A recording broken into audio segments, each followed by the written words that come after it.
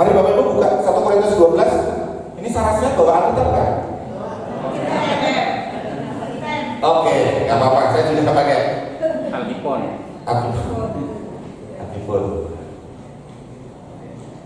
Yang sudah dapat ada mic lagi tolong dibaca.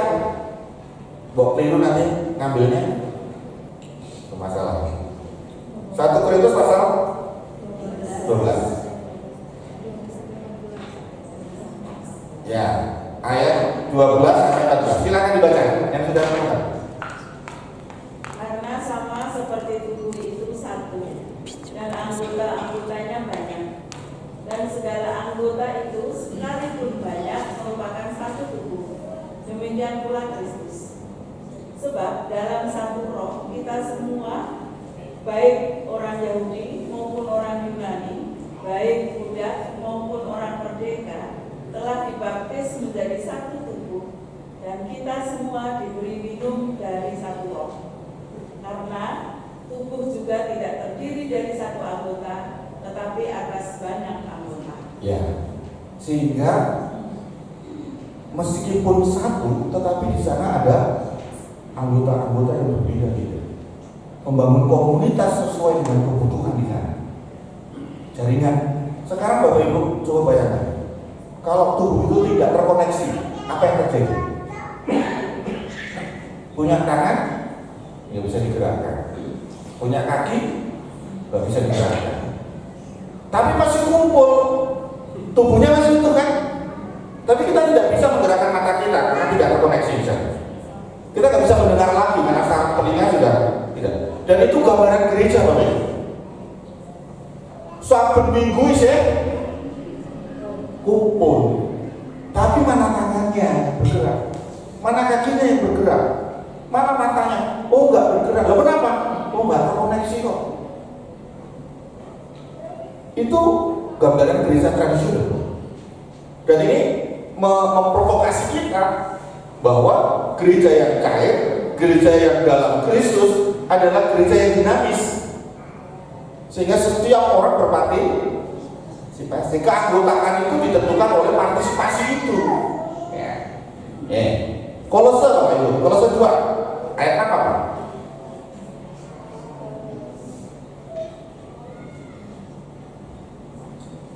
Kamu telah menerima Kristus Yesus Tuhan kita, karena itu hendaklah hidupmu tetap di dalam Dia.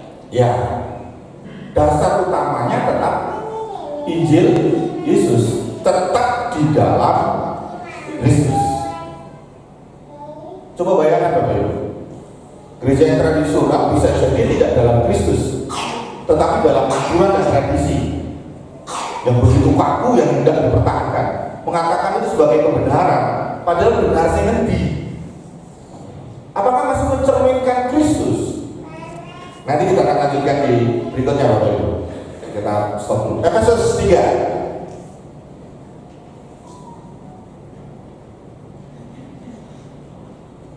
Yang sudah menemukan ayat 20 dan 21. Tapi dialah yang dapat melakukan jauh lebih banyak daripada yang kita doakan atau pikirkan, seperti yang ternyata dari kuasa yang bekerja di dalam kita. Bagi dialah kemuliaan di dalam jemaat dan di dalam Kristus Yesus turun-temurun sampai selama-lamanya. Ya, ketakutan kita ketika menjadi cair kita itu hilang. Padahal sesungguhnya kita tidak perlu takut ketika menjadi cair pun itu dalam rangka untuk Yesus, untuk Tuhan kita. Dialah yang akan memampukan kita sebenarnya untuk hidup justru in Christ itu yang kontekstual, tidak hidup di luar konteksnya. Konteksnya harus cair seperti itu, masih ingin mempertahankan bongkaran batu es yang mengapung itu. Ya, oleh karenanya Bapak Ibu, mari kita buka sebenarnya kajian teologi tentang ini.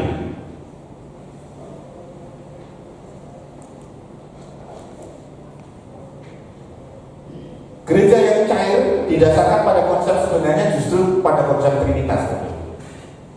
Yang pertama, sebagaimana Allah Trinitas yang hadir cair banget. Kenapa? Karena kehadiran Allah itu menghubungkan antara apa yang transenden, yang kudus, ya, yang di sana menjadi yang imanen. Allah itu tidak jauh di sana, tetapi Allah itu justru hadir di dunia dalam diri Tuhan Yesus. Dunia yang tidak harus menyesuaikan Allah, tetapi justru Allah yang bersedia hadir dan menyesuaikan dalam kehidupan dunia. Bukankah cair? Mencairkan antara keilahian dengan kemanusiaan. Maka gereja dengan seluruh tindakannya secara dinamis ada dalam relasi yang cair. Nah ini mestinya relasi yang cair antara tradisi tadi itu yang dipegang, yang kaku itu, dengan kenyataan pengalaman hari ini. Mestinya ada perjumpaan. Kalau tidak terjadi perjumpaan, ya tadi menjadi gereja yang kaku. Kalau Allah tidak mau datang ke dunia, ya tidak akan berubah apapun. Tetapi justru Allah hadir di dunia dalam diri Tuhan Yesus, sangat cair, memahami kondisi di dunia dalam rasa pemulihan itu. Dan gereja mestinya justru hadir dalam pengalaman konkretnya. Sehingga aksi gereja adalah dua kutub itu. Kalau tadi itu transenden dan imanen, yang ilahi dan manusiawi, gereja juga harus berpikir tentang bagaimana ke dalam, tetapi juga bagaimana keluar. Di dalam ini kita di atas permukaan es, dalam permukaan es, di luar sana itu sudah cair sedemikian rupa. Bagaimana gereja bisa secara dinamis terus menghubungkan itu? Bapak Ibu nanti di rumah bisa membaca di, kalau sekarang ke bawah, bisa di tablet juga bisa dibuka. PPAGKJ pertanyaan 41. Yaitu cara Allah melaksanakan penyelamatannya itu di dalam sejarah. Jadi konteksnya itu justru sejarah manusia. Nah kita sebagai gereja mestinya justru konteksnya ya sejarah kehidupan manusia itu, lingkungan kita itu, bukan di luar konteks, bukan di luar sejarah. Ini ya Bapak Ibu ya, penyelamatannya di dalam sejarah. Berikutnya yang kedua, melihat berbagai perubahan yang terjadi di dalam gereja dan di tengah pengalaman kehidupan sebagai tempat karya Allah yang dinamis. In Christ, tetap pusatnya pada Yesus yang kita yakini, atau Allah yang terus dinamis berkarya melalui kita. Dalam PPAGKJ pertanyaan 140, menerima dan menjalani kehidupan di dunia sebagai gelanggang bagi Allah untuk melaksanakan pekerjaan penyelamatannya. Bahkan Bapak Ibu, GKJ itu punya produk dogmatik ajaran yang ternyata jauh ke depan sudah. Liquid Church ini belum ada, PPAGKJ sudah lahir. Oh luar biasa ya. Dunia ini sebagai gelanggang bagi Allah untuk melaksanakan pekerjaan penyelamatan. Jadi gereja sekarang ini aneh kalau di luar konteksnya. Mestinya ya di dalam konteksnya, di situ gelanggang Allah untuk berkarya untuk penyelamatan kok. Ya kalau dunianya sudah cair, ya nggak usah menjadi batu es toh. Hiduplah dalam cair itu, karena di situlah konteksmu, karena di situ Allah berkarya. Dunia ini sebagai gelanggang di dalam karya. Kayak orang khotbah ya. Betul. Apa besok gak usah kebaktian, khotbahnya sekarang aja. Amin. Yang ketiga Bapak Ibu, fokus untuk memahami pengalaman perubahan konteks kehidupan saat ini dan berefleksi untuk keberadaan dan nasib gereja yang ramah, kritis dan kontekstual. Bapak Ibu bisa membaca di PPAGKJ bab 5, luas di sana. Bagaimana orang percaya dan kehidupan manusia di dunia. Ada di sana. Bagaimana gereja itu hadir bersama dengan agama lain, hadir dengan budaya, hadir dalam pengetahuan, dan seterusnya sangat lengkap di dalam PPAGKJ kita. Sayangnya ini belum dipahami dengan benar oleh gereja kita, meskipun itu sudah menjadi ajaran, tetapi seringkali itu belum mampu dilaksanakan. Karena gereja kita masih gereja yang kaku.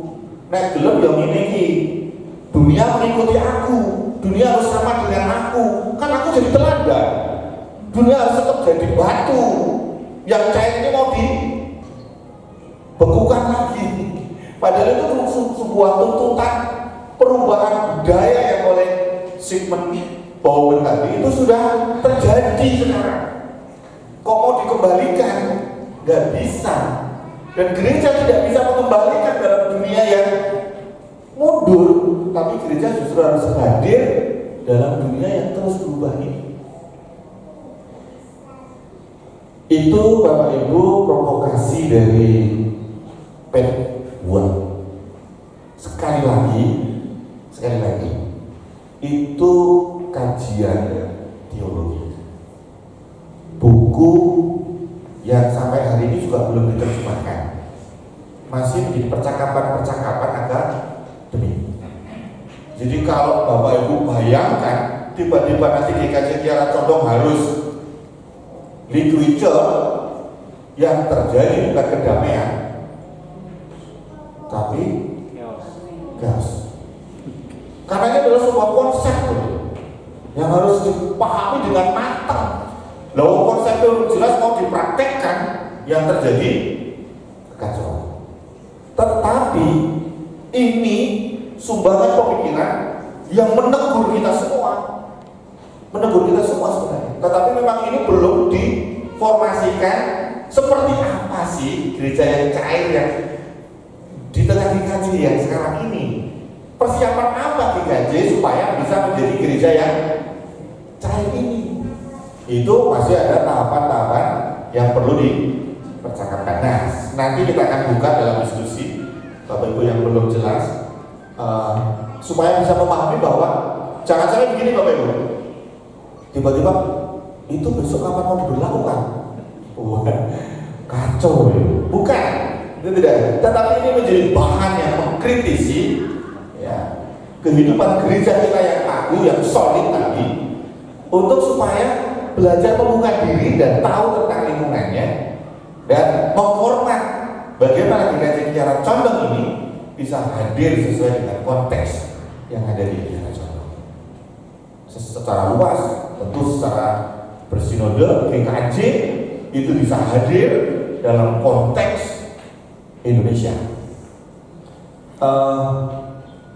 Dalam sidang sinode tahun ini Bapak Ibu, akhir 2019 nanti memang akan dibahas tentang revisi, salah satunya adalah revisi PPA GKJ.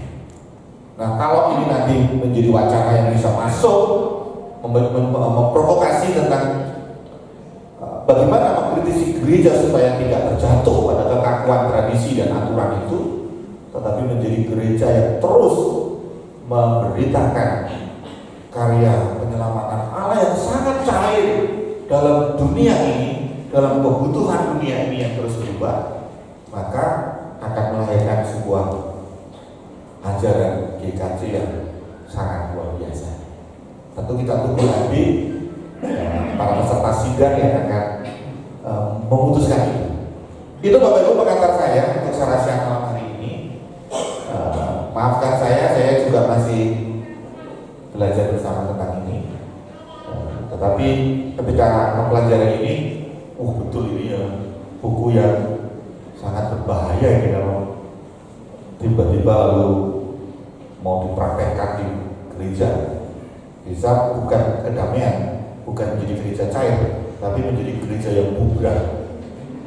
Kalau cair itu tadi kan memang betul-betul karakter yang dibangun, tapi kalau bubar itu bukan lagi cair. Matur nuwun, saya serahkan kepada moderator.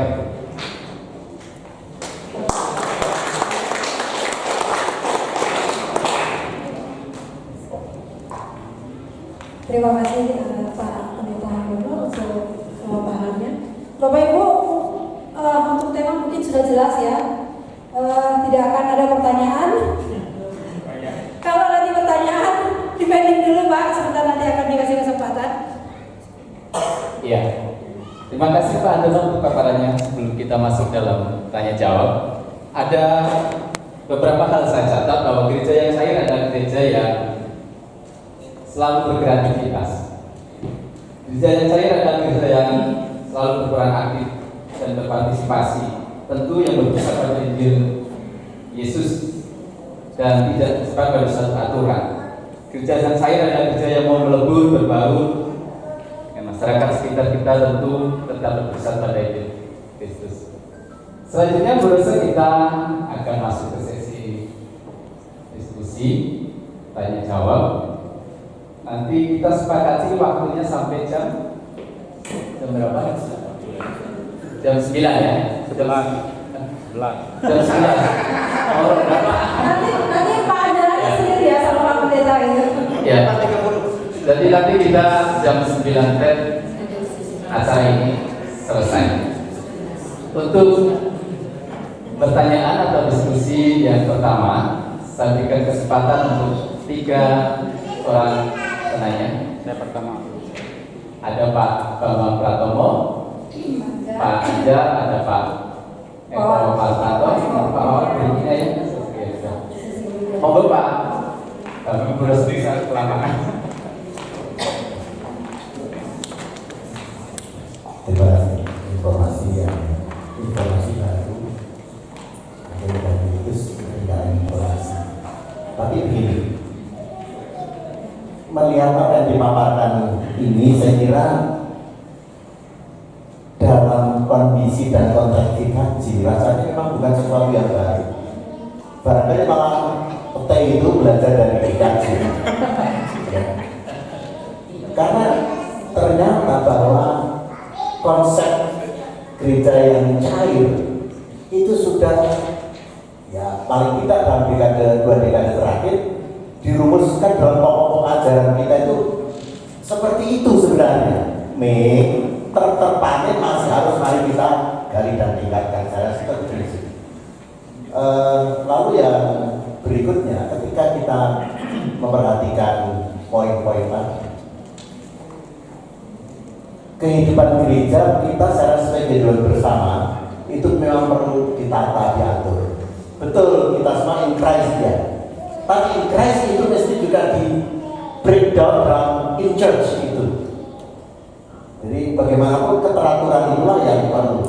Ketika kita bicara tentang GKJ, rasanya core business GKJ itu pada harmonisasi kehidupan. Nah, jadi kalau tadi ada, kalau ini kita terapkan liquid church, wah ini nanti betul berat ya. Saya rasa kalau kita terapkan aja pada pokok-pokok ajaran, nggak ada kubrak. Saya ojo-ojo Pak Pete ini sudah terinspirasi oleh Pak Broto Sumedi yang mengungkapkan benih-benih pokok ajaran. Jadi saya rasa ini pengetahuan yang memang luar biasa yang menurut saya memformulasikan secara sederhana bahasa Pak Andoro tadi, janjani yang GKJ yang menghubungi janjani. Kecuali kalau yang lebih detail lagi, saya rasa mungkin ada hal-hal yang mungkin perlu kita kritisi. Saya rasa itu saja dari ini baru, tapi jadi orang baru GKJ juga kayak gitu. Terima kasih. Baik, terima kasih Pak Pendeta Bapak. Selanjutnya Pak Anjar, monggo syutingnya diberhentikan dulu. Syuting sendiri. Syuting sendiri. Terima kasih atas waktunya. Kita banyak sekali informasi bahwa untuk gereja tradisional di Eropa itu pada sepi, udah pada bangkrut istilahnya, karena jumlah anggota yang ada di dalam buku besar mereka itu satu blok mungkin rata-rata ribuan, tapi gedungnya sendiri kosong dan berisi maksimum itu sekitar 100 orang kapasitasnya, dan itu rata-rata sepi. Dan kita juga banyak dengar dari internet terutama itu mereka itu mulai banyak yang di KTP atau di kehidupan sosial mereka ngakunya Kristen, tapi mereka masa bodoh akan adanya Tuhan atau tidak. Dan saya pikir bisa menjalar ke Indonesia. Terus sejalan dengan yang kita bicarakan malam hari ini, yaitu Liquid Church, saya pikir untuk Liquid Church itu secara alami juga udah mulai mencair di Indonesia, ruhnya, walaupun secara tata gereja model di kita lihat sendiri di GKJ itu kan kita mengacu ke sending dulu ya, sedangkan sending itu sendiri nggak punah. Dan kalau kita nggak ikut dengan Liquid Church, tidak istilahnya ikut ambil bagian ke pemikiran-pemikiran terdahulu kita untuk di GKJ itu sendiri, bahwa kita itu mereformasikan diri kita dengan lingkungan seperti apa, dengan sekitar, itu seleksi alam. Kalau kita nggak berubah, kita juga akan ikutan punah. Paling itu aja pernyataan saya, Pak. Terima kasih. Pernyataan ya, jadi nggak perlu didiskusikan lagi ya.